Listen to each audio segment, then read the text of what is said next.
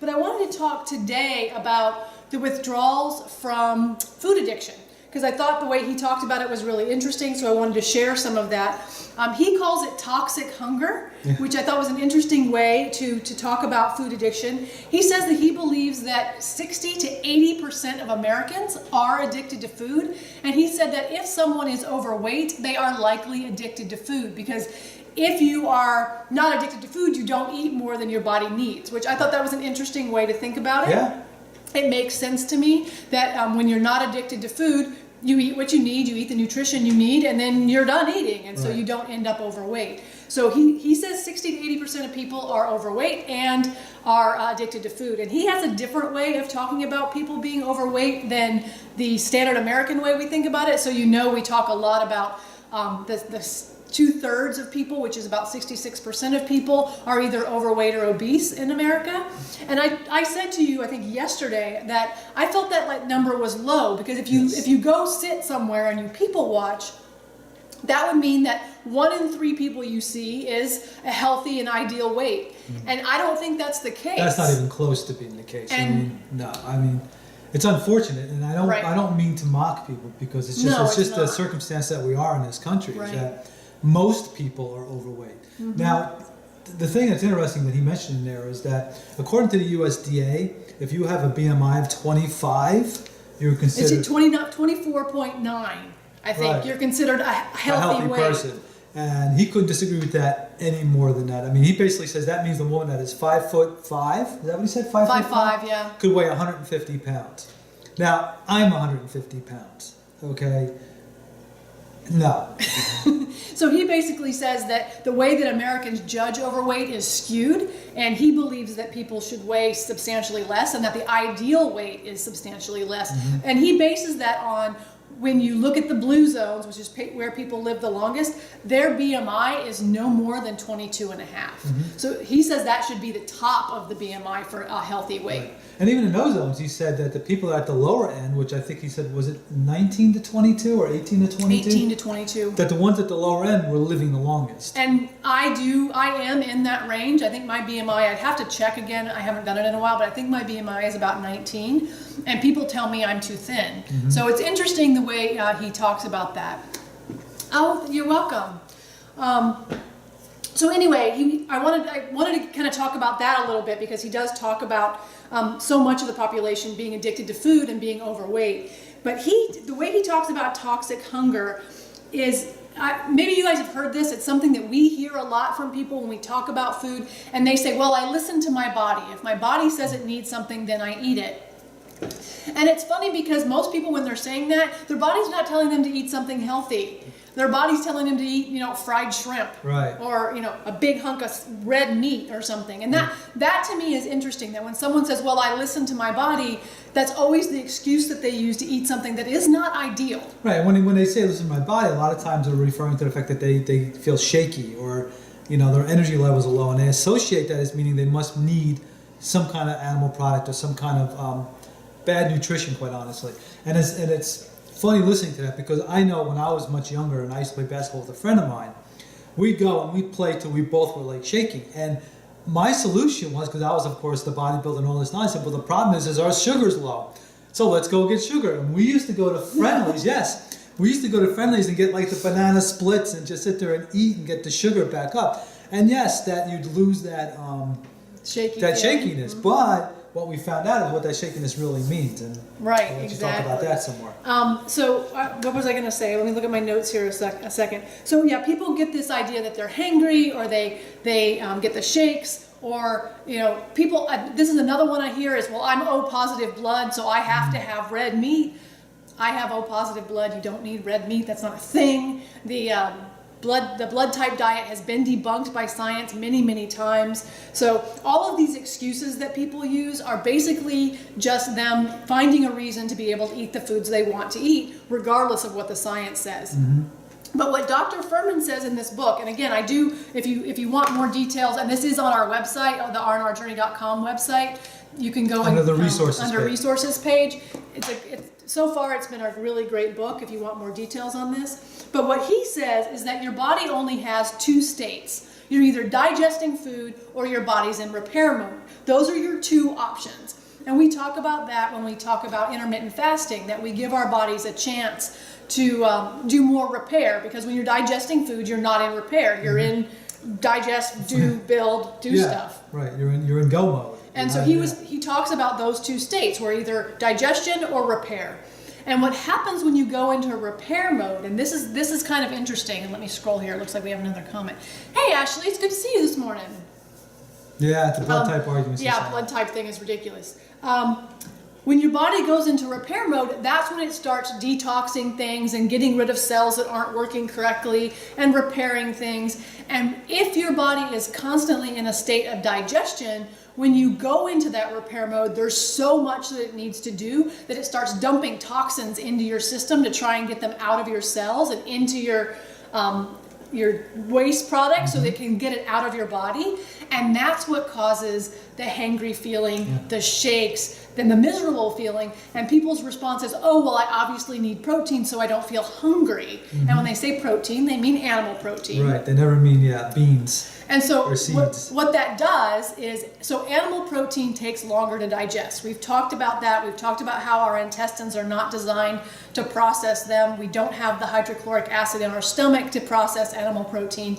And so it's harder for your body to digest. Well, if it's harder to digest, that means that your body is taking longer to digest it, which means it's not going into repair mode, which keeps you from entering into that space where you feel like, oh, I have too many toxins in my system. Excuse me. You okay there, love? Yeah. And so when people say, oh, well, I need to have protein, animal protein, it's because they're trying to avoid that feeling of withdrawal from having digestion going on. And he didn't say it, but I know we've heard other doctors in this space say it, is that the people that eat the standard American diet are in constant digestive mode. They are never in rebuild mode, because how long it takes to digest meat, as Robin said, and you think about it, most people might sleep 8 hours a day, a lot of people don't. And they eat right up until the end. Right up until they go, and then as soon as they wake up, they start eating again. I saw something yesterday where somebody says she gets up in the middle of the night to have a snack. Right. And I'm like, oh my goodness. And when we say eating again, it doesn't necessarily mean eating a meal. You could go out and get coffee, and as soon as you put sugar in that coffee, you're eating again. Right. Anything that Turning causes off your digestive tract to start working, So even artificial sweeteners get that effect. And he talks a lot in here about how calories, which are energy, aren't nutrients. They're different things. So you can take in calories, and we've talked about that when you eat, sugar. This is a lot of calories and very little nutrients, and which is why we don't usually drink it, as I explained at the beginning of when we first came on. So you can take in a lot of calories that keep your body in digestion mode, but you're not taking in nutrients. And so because they're different things, it's very possible for you to not feel hungry, because your body's like, oh, we have calories and you're eating whatever junk you're eating. And that's a very broad term, junk. But you're not getting nutrients. So then your body's like, yeah, that's great. I'm not getting nutrients. Feed me more. And so you end up in that state where you're constantly overeating. Yeah. So when we talk about the withdrawal from food addiction, it's this feeling of being shaky and your body saying you need meat and all these different things that people make up, and they describe them as hunger, but they're not actually hunger. It's your body trying to detox from all the mess that you have, and you're not ever giving it a chance. Right. So what he says to do, and I agree with this, and we've definitely experienced it, is if you start eating more nutritious food, which is your whole food plant-based stuff that we talk about all the time, your greens and your beans and your legumes and your grains and all the things that we talk about, like what's in our breakfast, you're going to feel better. Now, he says it's going to take probably 4 or 5 days for your body to detox if you've been on the standard American diet or any diet that has a lot of animal products and you spend a lot of time digesting. He said you're going to have to deal with some withdrawals for 4 or 5 days, which, considering, isn't that bad. No, but a lot of people don't want to wait that long, which is ironic. But and the point, I just want to reemphasize this point, is that when you're getting that shaky feeling and you're getting whatever feeling you're getting, that's your body detoxing. That's what it is. Make sure you're drinking a lot of water. Make sure you're drinking a lot of water. So when you say I don't want to go through that, so you take in an animal product or something, you stopped yourself from detoxing. So you're actually stopping yourself from getting the benefit of the detox. Right, and healing and whatever. So he says if you go about 5 days eating plant-based and eating whole foods and giving your body the real nutrition that it needs, you're going to feel much better. Right. So that was something I took away from this book so far. There's a lot more. Go ahead. The only other thing that he mentioned here, which we know and we talk about all the time, I just want to mention here, which is interesting to me, is that dieting, the term dieting, whether it's whatever, you name the diet, paleo, keto, Mediterranean, all these diets are set up to fail. Yes. 98% of people that do these diets fail. Now, what does fail mean? It doesn't mean that you won't lose weight, but you'll get off it eventually and you'll gain the weight back. You'll probably gain up more than before you dieted. Only 2%, so 2 out of every 100 people that do these diets will have long-term success from them. And when he says long-term, it's more than 2 years. More than 2 years, right. Yeah. So it's interesting because we had somebody over the weekend was making this argument about low-carb diets, and we're like, yes, initially you'll lose weight and mostly you lose weight on a low-carb diet because you start cutting out all the junk food, the processed foods, because that's where people think the carbs are, the white breads and the processed flours. And people aren't eating real food anyway. Right. So you are going to lose weight doing that. I think I lost my train of thought, love. That's not good. No. So, but you were. Oh no. So I was. He found it. So, and the woman was trying to argue with this, and so it occurred to me to say to her, I said, wait a second. You're having success on. No, she talked about being on the Mediterranean diet, and she had success on the Mediterranean diet. And so my question to her was, well, if you had success on a Mediterranean diet, why would you not keep doing that diet? Why are you now doing a low carb diet? And I know the answer. The answer is because you can't maintain these diets. You don't stay successful, and you think that if you change your diet to something else, you'll get that same benefit you got initially. And it's this constant yo-yoing effect that you're going to do. Right.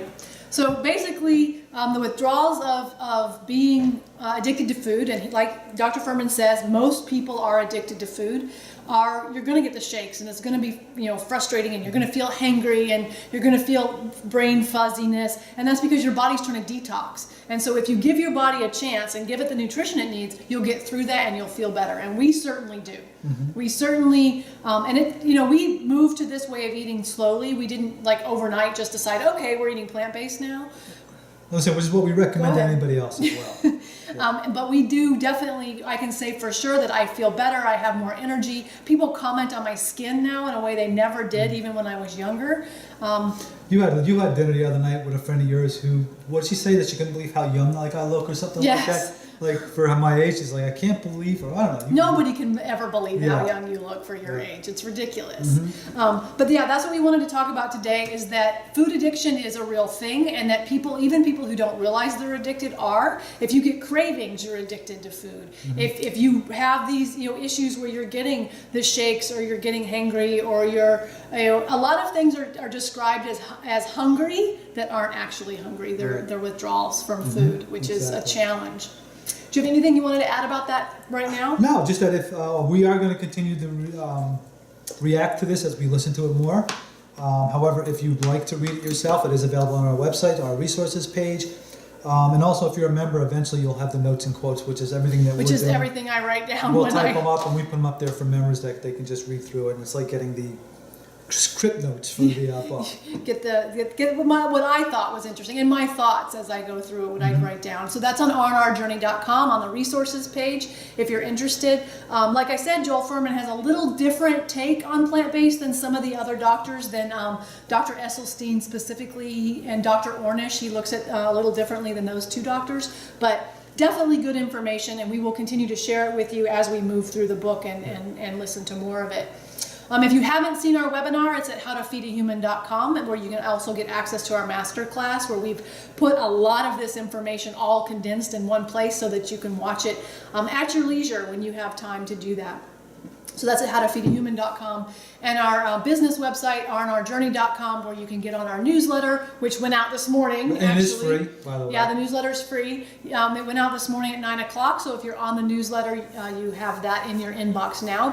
Go ahead and read that. And if you're not on the newsletter, you can join it at rnrjourney.com. Right. Make sure that you like and share. Let other people know about us, because we don't do this for our health. We do it for yours. So please do let other people know that we're here trying to share good information, and let people who want to be healthy. That's kind of our goal. That's the thing. We're not looking to fight people. We're not looking. If you're happy doing whatever you're doing, then we always say keep doing it. Yeah, keep doing you. And when you stop being happy doing it, come and talk to us. We're more than happy to share what works for us. Is that all we have for I think that's all we have for this. All right, we're going to Wednesday. go eat breakfast. Yes. And so with that, we will say, eat real food, Mostly plants. Have a great day, Have guys. a good one. We'll see you tomorrow.